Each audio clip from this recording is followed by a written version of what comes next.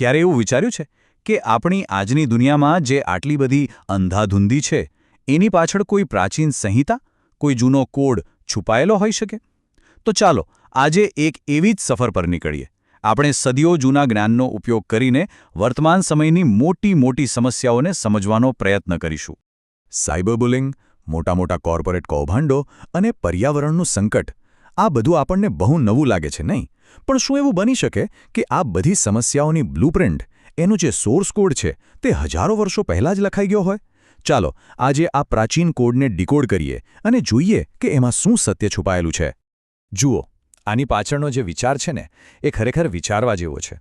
જૈન દર્શન શું કહે છે કે આપણને જે દુઃખ મળે છે એ કોઈ ભગવાનની સજા નથી. ના, એ તો આપણા જ કર્મોનું પરિણામ છે. આ જે 18 પાપસ્થાનકો છે એ એક પ્રકારનું ડાયગ્નોસ્ટિક ટૂલ છે, એકદમ સાયન્સની જેમ. કારણ અને અસર. આપણે જેવું કર્મ કરીએ આપણને એવું જ ફળ મળે. બસ આટલી સિમ્પલ વાત છે. તો ચાલો હવે સીધા મુદ્દા પર આવીએ અને જોઈએ કે આ 18 પાપ છે શું, જે આખા દુઃખની એક બ્લુપ્રિન્ટ તૈયાર કરે છે. પણ નવાઈની વાત તો એ છે કે આ 18 પાપોનું જે મૂળ છે એ ફક્ત 4 નકારાત્મક ભાવનાઓમાં છુપાયેલું છે. હા, ફક્ત 4. અને આ 4 ભાવનાઓ જ એ એન્જિન છે જે આપણા દરેક ખોટા કામને શક્તિ આપે છે. ચાલો આ 4 કશાયોને બરાબર સમજીએ. પહેલો છે ક્રોધ, જે આપણી વિચારવાની શક્તિ જ છીનવી લે છે. બીજો છે માન, એટલે કે અહંકાર, જે ફક્ત સંઘર્ષ જ પેદા કરે છે. ત્રીજો છે માયા, એટલે કે કપટ, જે વિશ્વાસનો પાયો જ હચમચાવી નાખે છે. અને ચોથો લોભ, જેને બધા પાપોનો પિતા કહેવામાં આવ્યો છે. આ 4 જ એ મૂળ કારણો છે જેમાંથી બાકીના બધા પાપ જન્મે છે. અને હવે સૌથી રસપ્રદ ભાગ. આપણે એ જોવા જઈ રહ્યા છીએ કે હજારો વર્ષ જૂના આ કોન્સેપ્ટ્સ આજે આપણી 21મી સદીની લાઈફમાં કેવી રીતે દેખાય છે. ખાતરી છે કે આ ત્યારે અને અત્યારેની સરખામણી જોઈને આશ્ચર્ય થશે. સૌથી પહેલાં વાત કરીએ પૈશુન્યની. આનો સીધો સાદો અર્થ છે ચાડી ચુગલી. કોઈની પીઠ પાછળ ખરાબ બોલવું, એવી અફવાઓ ફેલાવવી જેથી સમાજમાં એની ઇમેજ ખરાબ થાય. આ એક એવું ધીમું ઝેર છે જે સંબંધો અને સમાજ બંનેને ખોખલા કરી નાખે છે. આજે એ જ પૈશુન્ય એક નવો અને કદાચ વધુ ખતરનાક ડિજિટલ અવતાર લઈ લીધો છે. આપણે જેને સાયબર બુલિંગ અને ઓનલાઈન ટ્રોલિંગ કહીએ છીએ એ બીજું કંઈ નહીં પણ આ જ પૈશુન્ય છે. એક એવી માનસિક હિંસા જ્યાં લોકો સ્ક્રીનની પાછળ છુપાઈને કોઈની પણ ઇજ્જત ઉછાળી શકે છે. પણ સવાલ એ છે કે આની અસર કેટલી ગંભીર છે. શું આ ખાલી ઓનલાઈન મજાક મસ્તી છે? બિલકુલ નહીં. આંકડા જુઓ, આ યુનેસ્કોના ડેટા છે. આ કોઈ નાની સૂની વાત નથી. આ એક આખી જાહેર આરોગ્ય કટોકટી બની ગઈ છે. વિચારો, એક પ્રાચીન પાપ આજના ડિજિટલ યુગમાં આપણા યુવાનોને ડિપ્રેશન, ચિંતા અને કમનસીબે આત્મહત્યા સુધી ધકેલી રહ્યું છે. હવે બીજા પાપ પર આવીએ, માયા મૃષાવાદ. ધ્યાન રાખજો, આ કોઈ સામાન્ય જૂઠ નથી. આ એક ગણતરીપૂર્વકનું ષડયંત્ર કરીને બોલાયેલું અસત્ય છે, જેનો હેતુ જ સામેવાળાને ગેરમાર્ગે દોરીને મોટું નુકસાન પહોંચાડવાનો હોય છે. અને આજના કોર્પોરેટ જગતમાં આનું સૌથી મોટું ઉદાહરણ શું છે? Green washing. એવી કંપનીઓ જે હકીકતમાં પર્યાવરણને ઉન્મૂચન નુકસાન પહોંચાડી રહી છે પણ જાહેરાતો અને માર્કેટિંગ દ્વારા પોતાને ઇકો ફ્રેન્ડલી અને ગ્રીન સાબિત કરવામાં લાગી છે. આ એવું કપટ છે જે ફક્ત ગ્રાહકોનો વિશ્વાસ જ નથી તોડતું, પણ ક્લાઇમેટ ચેન્જ જેવા ગંભીર મુદ્દાઓ પર જે સાચા પ્રયત્નો થવા જોઈએ એને પણ રોકે છે. આ માયાનું એકદમ આધુનિક અને વિનાશક સ્વરૂપ છે, ખરું ને? હવે વાત કરીએ પરિગ્રહની. પરિગ્રહ એટલે માત્ર વસ્તુઓ ભેગી કરવી એવું નથી.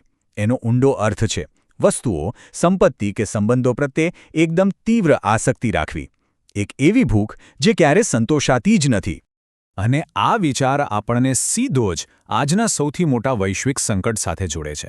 ગ્લોબલ કન્ઝ્યુમરિઝમ, એટલે કે આડેધડ વસ્તુઓ ખરીદવાની અને વાપરવાની જે વૃત્તિ છે તે પરિગ્રહનું જ તો મોડર્ન સ્વરૂપ છે. અને આ જ વૃત્તિ ક્લાઇમેટ ચેન્જ, કુદરતી સંસાધનોનો નાશ અને આર્થિક અસમાનતા માટે સીધી રીતે જવાબદાર છે.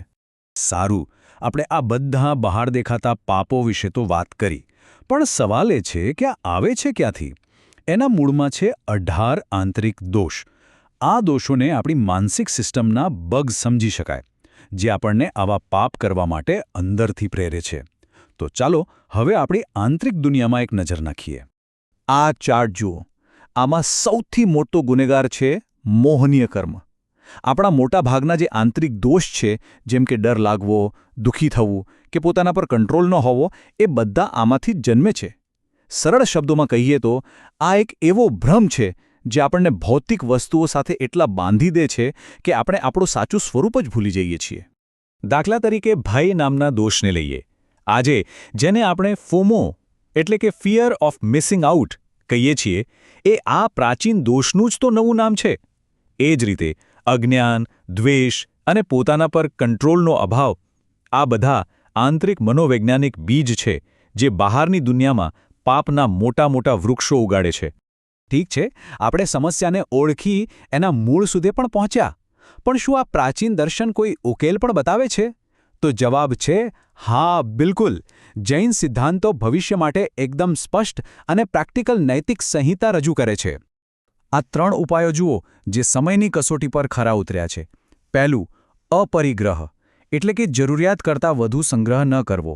આ સીધો જ કન્ઝ્યુમરિઝમ અને પર્યાવરણીય વિનાશનો ઉપાય છે.